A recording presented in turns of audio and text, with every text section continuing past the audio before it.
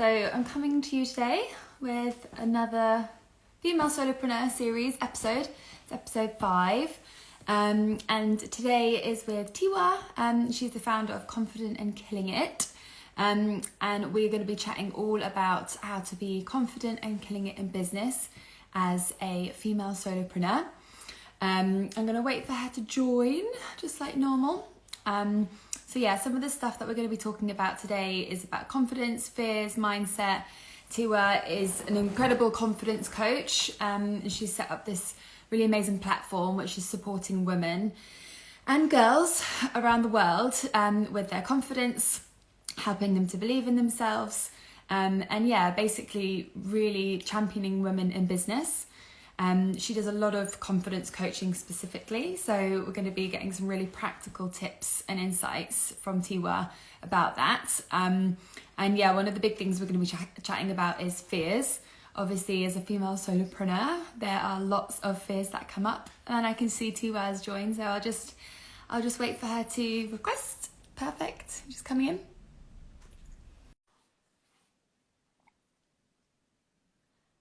Hopefully she's gonna join. Hi. Hi, Sophie. how are you doing? Back a bit. I'm good, thank you. How are you? I'm good. So Happy nice to see you. Friday. I know. Happy Friday. It's a very intense Friday with all the sales and everything going on, isn't it? Oh gosh, yeah. Have you succumbed to any of the sales? Are you getting involved? I did a little shop last night on Topshop and ASOS. Oh. Good. But I only shop 2 times a year. So I do just 2 big shops twice a year, and that's it. So wow. Mm-hmm. That is seriously like impressive. Thank you. Well, thank you so much for joining. We've got about this is a really short, snappy chat, about 25 minutes or so. And for anybody who's joined and anybody who listens, this is the Female Solopreneur series, episode 5. And today we're going to be chatting with Tiwa all about how to be confident and killing it in business, which is actually also the name of her platform. And so this, like I said, is episode 5, and I set this series up a few weeks ago, well, a couple months ago now, actually, with the purpose of, you know, connecting with other female solopreneurs like you, Tiwa, and sharing valuable content, because it's such a challenging time, and it's challenging being a female business owner as it is, let alone during all of this crazy lockdown pandemic, all of the crazy things going on. And yeah, it's been a real success, and I'm so excited that we've got you on today. And in a moment, I'll let you introduce yourself. But yeah, I think just before you joined, I was sharing with the audience that we're going to be chatting about confidence, fears, mindset, a little bit about your personal story. So stay tuned. And thanks to anybody who joins us. So Tiwa, would you like to just do a quick little introduction of yourself? Yeah, of course. Hi everyone, so great to be here. I'm Tiwa. I'm a confidence coach and the founder of Confident and Killing It. And Confident and Killing It is a self-love revolution that wakes women up to their worth so they can be confident, unstoppable, and really just live the life that they truly desire. So I have my coaching business. I also run corporate workshops, and I have a podcast, Confident and Killing It podcast, and I also have the community as well. So yeah, that's a bit about me. Yay, amazing. So hopefully, you know, you jumping on this platform will widen your reach to my followers and get everybody connected with you as well. So yeah, like I said, this series is all about providing really valuable content for female solopreneurs, and I've been really intentional about who I have asked to come on board as part of the interview series. And I wanted to choose women who are also, you know, walking the walk, talking the talk, working on their own, and you know, being a female solopreneur. So I'd love to hear from you, Tiwa, which is, you know, much more about your journey, your entrepreneurial journey, and just a little bit of an insight into how you found yourself doing what you are today. Yeah. So I come from a very entrepreneurial family. So both my parents are entrepreneur. My grandma was an entrepreneur. So my brother is, my sister is. So everyone in my family is an entrepreneur. So when I graduated from university, I didn't know for sure what I wanted to do, but I eventually knew that at some point it would involve running a business of some sort. When I left university, I was really interested in like marketing and digital stuff and fashion, but there weren't really any jobs in that. So I got a job in an engineering company in the digital marketing department. And I absolutely hated it because I wasn't passionate about the work. I like the actual work. Like I was marketing caps and plugs and like PCB boards and like things that go into cars. And I was just like, this is not me at all. So it really got me thinking about how I was not prepared to spend the rest of my life in a job that I hated. And so I started volunteering as a youth leader with my local church. And every Friday night I would get together to mentor young women. And that's where I really found my purpose. That's where I really found that actually I have this gift of speaking and, wisdom and helping people and helping people see different perspectives and like having positive energy. That's where I really learned that I had these skills to do that. And so when I kind of woke up to all of the like this skills and talents that I had, I was like, okay. I want to do something about it, because I noticed all the young girls in the that I was mentoring all had confidence issues. They all wrote what they wanted to get out of mentoring with me on a piece of paper, and every single one of them wrote, I want to learn to love myself more. I want to be more confident. And it literally broke my heart, because I remember when I was 16 and I didn't love myself and I hated my skin and I hated my body. And I said, how are we here again, another generation of young women growing up, and it's the same story about not loving themselves? This is not okay. So I decided to make a video on Instagram about how important it is to love and believe in yourself. And one video led to another video, led to in-person events, and before I knew it, I had created this movement called Confident and Killing It. And then I finally quit my full-time job last year, December, to run Confident and Killing It full-time this year. Oh, wow. I mean, I think that's such an inspirational story, because although you came from an entrepreneurial background and you had that in your blood and you were excited about that journey, the journey to actually setting up your business is so organic, and it just happened off the back of you doing a hobby and doing something, volunteering in your spare time. Yeah, absolutely. Like, it wasn't like, oh, I want to start a business, I need a business plan, I need this. It was kind of like I was just giving back, and I noticed a problem, and I was like, I need to fix this. And they always say, what is something that annoys you so much you really want to do something about it? That's a good place to start if you're thinking of launching a business. And that's exactly what happened to me. I was so annoyed that society had not moved on and teenage girls were still feeling insecure, that I just had to do something about it. Yeah, and that's such a passionate way to start your business and to be so connected to it. And also, I really like that you are also very much in tune with recognizing your own strengths and actually understanding that, do you know what, I'm really good at this, and how can these skills and strengths be transformed into an actual business. Okay, so wow, so you've been working on the business since December last year. Is that right? January this year. I took the break for Christmas, and I was like, okay. when Christmas is over, I'll sort myself out. Good. Nice little Christmas break. Wow, so we're literally coming up to your year anniversary. Yeah. Beautiful. Okay, so in the work that you do now, what do you see? Obviously confidence, but if there's any more details around the main challenges that you do see women, particularly in business, and if they're working on their own, what are the main challenges you see them facing?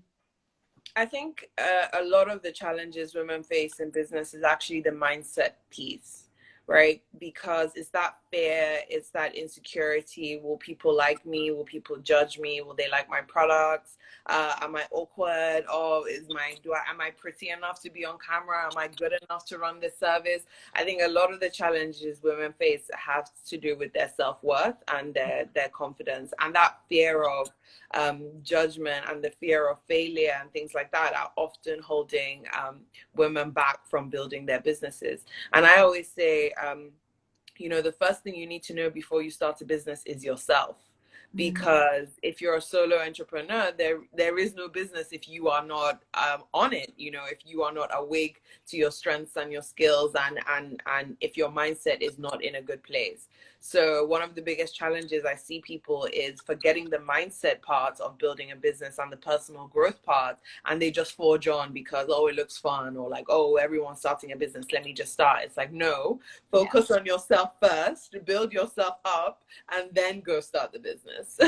Yeah, I totally agree. I advocate the same message in my coaching, in my business coaching. And you can have strategy and business planning until the cows come home. You can have thousands of reams of paper, you know, with the perfect plan.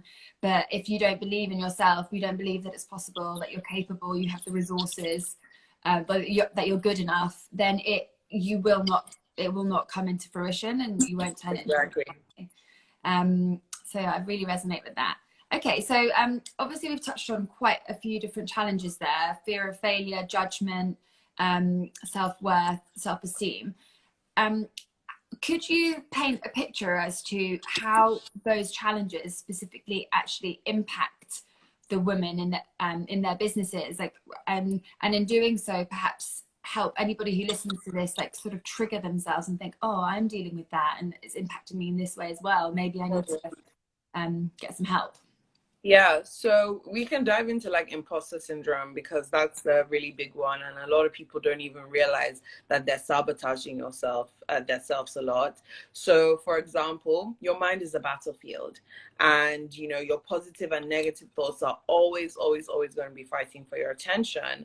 But you have the power of choice to decide which side you pay attention to, which side you focus on.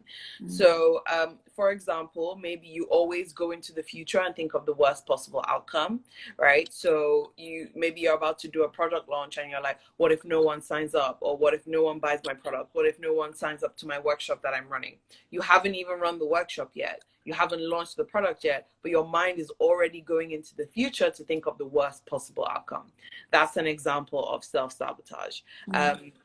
You don't know what the future is going to hold, so don't go into your future and think of what you don't want. Go into your future and actually focus on what you do want, because that's more likely to happen.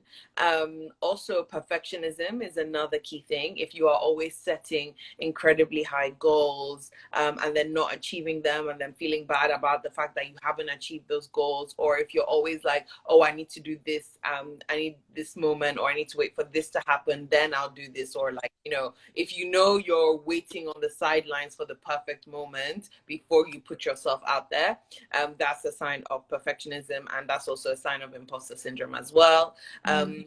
If you really struggle to celebrate yourself and own your accomplishments, if you really struggle to own your strengths, you know, to actually show up and say, this is who I am, this is what I'm good at, and I can own it, that's a sign of self-sabotage, because imposter syndrome makes you think that you can't celebrate yourself because somebody else has achieved something better than you. So really and truly, your achievement is nothing, because compared to that other person who maybe, you know, sold a 10K course launch versus you who did 2K, your achievement is nothing. But actually, that's not true. Your achievement is your achievement based on the journey that you've been on, and not in comparison to somebody else.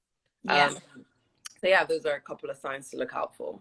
Yeah, there's so much there, and I think there's like some really powerful examples, and simple but like really very real examples. And you know, particularly when you're a female entrepreneur, a business owner, and you're wanting to put something out there into the world, something new, like you said, a workshop, a new program, or whatever it is, and then these fears come up, this self-sabotage, and it actually prevents you from being able to do it, because you're suddenly paralyzed by all these self-doubts, and you imagine that the worst case scenario is going to happen, when 99% of the time it's the opposite. And it's so sad, because it's not women from progressing. That fear of what other people will think, that fear of things not going according to plan. And you know, at the end of the day, failure is just an event. Failure has a start and an end date. It is not your identity. And a lot of people mix failure up with their identity. They think, oh, if I failed, I must be a failure. Absolutely not. you failed, that happened to you, that is not who you are. So instead of mixing failure with your identity, see failure as a chapter in the book that you're writing, and you can decide when to close that chapter and move forward. See failure as a launch pad to success, because now you know what doesn't work, so you can try what does work. You know, so learning to reframe those negative situations is such a key skill. Yeah, reframing is 100% one that I definitely want us to underline and to perhaps explore a little bit more detail. But it's almost like the concept of failure needs to be completely rewired for people, particularly in business, because there's been so many things that I've put out there and launched and perhaps are a failure in the classic sense of it, but I don't view it as that failure. I view it as I've learned so much from this, that I tried that out, it didn't work, but these are all the things that I'm going to do differently next time. And I've managed to create so much success off the back of that. Yeah. But I wouldn't have been able to do that if it hadn't been for the initial failure. Yeah. You get to define success and failure on your own terms. If you base your success and failure on what the world says is success and failure, you will be miserable because you're not in control of that. So you're just at the mercy of whoever has an opinion as to whether you're successful or not. But actually, success is relative, right? What could be successful to me might not be successful to you, and vice versa. And so you need to know what success looks like for you and focus on that. Yeah, that's such a powerful message. And being able to, this comes back to what you said at the beginning, where people in business need to do the personal development on themselves and the personal growth and the mindset stuff, and do things like defining what their idea of success actually is, in order to be able to use that as a launch pad to have that strong mindset going forward. So you've mentioned that, you know, perhaps defining success, the tools of reframing. What other transformational tools do you use with your clients, or practical tips to help them move from this space of self-sabotage, imposter syndrome, fear, to sort of a more desirable mindset? Yeah. So knowing your strengths is so crucial. Often when I ask people to tell me what their strengths are, they're looking left, they're looking right, they're looking up at heaven, hoping something drops down. And I'm like, no, your strengths need to be right at the forefront of your thinking. Why? If you don't know what you're good at doing, if you don't know all the greatness that's inside of you, and if you're not comfortable with that, you walk around not knowing your true power. And so you step into rooms and the energy that you give out is coming from a place of scarcity and of fear, because you don't actually know that you are abundant. So knowing what you are good at doing, knowing what comes natural to you, knowing what people praise you for, right? Knowing how you add value to other people's lives is so important. And then when the negativity comes, when the self-doubt comes, you have something to say back to it. You can stand up for yourself and defend yourself and actually challenge the negative thoughts when they arise. That is the key thing to overcoming self-doubt and imposter syndrome. You've got to learn to challenge the negative thoughts. Just because a thought comes into your mind to say, oh, maybe I was giving a talk once and my negative thoughts started telling me in the middle of my speech, I'm a terrible communicator. In the middle of my speech, there are 50 women who have paid to come and hear me speak. And in the middle of that speech, my negative thoughts think it's a good idea to start telling me I'm terrible at communication. Now, the average person would have believed that, started to freak out, get nervous, and maybe messed it all up. But because I have been practicing challenging my negative thoughts, I said, hang on a second. Am I really bad at communication? My positive thoughts just came in with the energy. My positive thoughts were like, hang on, she has flown all around the world to speak. She's an international speaker. People have paid to come and hear her speak, right? She's been to London, Lagos, New York, South Africa, right? She has been told that her voice is so powerful and her words have changed people's lives. So honey, you need to get to the back. That is literally what goes on in my head. Wow. Also speaking. Yeah, literally. And so that's what the average person needs to get going for them. You cannot challenge negative thoughts if you don't know the good things about yourself. So you owe it to yourself to know your strengths, to know your greatness, so that you can stand up for yourself when your self-doubt becomes too much. Yeah. And that's the power of coaching as well, because the power of coaching helps you to gain the awareness around those thought patterns. And quite often, if you haven't done any personal development and you're not on that growth journey, then you don't have the awareness of those thoughts that are even sort of coming through. You just take them all as gospel, and you just believe whatever comes into your mind. Yeah, And exactly. So that's And such it's not great always advice. true. It's not always true. And the truth is what feels good, what feels right, what feels loving. So when I'm in the middle of giving a speech and a thought comes into my head telling me I'm a bad communicator, that's not loving. That doesn't feel good to me in the moment. So that cannot be true. So then I need to ask myself, what is my truth? And that's why it's good to have it handy so that you can actually be quick, right? When the negative thoughts come, you can't go, oh, let me just go and check my strengths on my laptop. I know I did a strengths worksheet somewhere. Let me just go see what my strength. There's no time for that. Yeah. There's no time for that. In the moment, you have to come with the heat and challenge your negative thoughts. So you need to put in the work beforehand. So when you're in the battle and it's game time, you are ready. Yeah, that's it. It's quite interesting, this battle analogy, the battlefield, and having these weapons in your toolbox to be able to draw from and use them to protect yourself.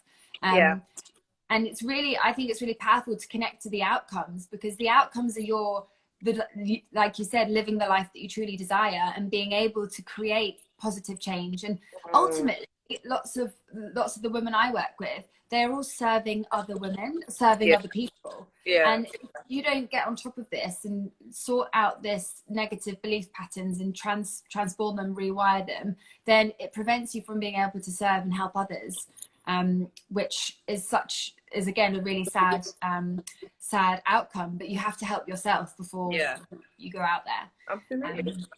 That's so powerful. Okay, so there's reframing, there's really tapping into your strengths, but making it super practical and having them very much in the forefront of your mind. So you're fully, you can just reel them off the moment it gets started. Rewiring, reprogramming that negative mindset. Are there any other sort of more practical things that you do with your clients to help them get to this stage? So actually, I really love vision boards and visualization, and gratitude as well is another really great one. When you are grateful, gratitude is a great way to overcome your fear and to also like be an instant mood booster. So, and also writing down like either three things you're grateful for every day, or three things that went well for you every day. To write those down, because that is how you begin to program your mind for positivity, and actually help you realize that you are making progress in life. So I always like to journal. I'm so happy and grateful now that, business is taking off. I'm so happy and grateful now that, my health is in a much better place. I'm so happy and grateful now that, the course I'm going to run is going to sell out. So these things haven't happened yet, but you can be happy and grateful in the present moment for the things to come. And a lot of the things in May that I wrote down, I'm so happy and grateful now that, I have this or I have that. A lot of the things started coming to pass because when you express gratitude, it kind of like increases your frequency. Like fear is the lowest frequency, love is the highest frequency. And when you express gratitude for things in the future that are coming to you, even though you don't know for a fact that they're going to come, but when you express gratitude for those things, it puts you on a higher vibration. And if you want to achieve your goals, you have to get onto a higher vibration first, because then you'll be more likely to achieve your goals. People who struggle with procrastination and motivation are kind of focused on I have to do this, I have to do that. It's coming from a critical place. But actually, when you get yourself in a good mood and you feel abundant and fulfilled, you are more likely to be productive and achieve your goals, because your mind is in a healthy, positive place, and then the motivation comes. But if you're beating yourself up about, a task that you haven't done and how you're not as productive as your friend who's done this and this and that, you're not going to achieve your goals. So actually learning how to shift your mood into a positive. Oh, just lost you there. Can you hear me? Sorry, Got you back. I have a timer. Yeah, I'm back. Sorry, I have a timer that lets me know when I spent too much time on Instagram. Oh. so the timer comes on to be like, you reached your limit for today. Oh, no. Well, we're going to keep you for 2 more minutes. No. I just pressed like ignore for the whole day, so it's fine. So yeah, just expressing gratitude and taking yourself onto a higher frequency and then going after your goals rather than thinking that happiness is going to come when you achieve your goal. Happiness needs to come before you achieve the goal, because it's the happiness and the joy and the positivity that's going to take you to your goal rather than the goal bringing those things out in you. Yeah, and on that point, I think one of the most difficult things, I completely resonate with that and agree. And I think one of the things that challenges women in business when they're working on their own is switching themselves into that mood state, because it's easy for us to sit here and say you need to sort of feel happy, but in the moment when you're, it's what's driving it is the negative thoughts about yourself. Often is driving the negative emotions around that put you in that state and get you in that cycle. And so we're circling back to what you said before about the importance of your mindset and getting on top of those strengths and really connecting into that. And that's where the daily work on your mindset really pays dividends, because you're being proactive, you're doing your affirmations, you're tapping into your strengths, and you're making sure that you're shushing that negative chat. And that's going to help you when things do get even tougher to like have that strong foundation. Absolutely. Yeah. Oh, that's so powerful. Thank you, Tiwa. Amazing. So I just as a last question, I think would be quite powerful is to hear about, we've had so many practical tips and insights. There's loads for people to take away there.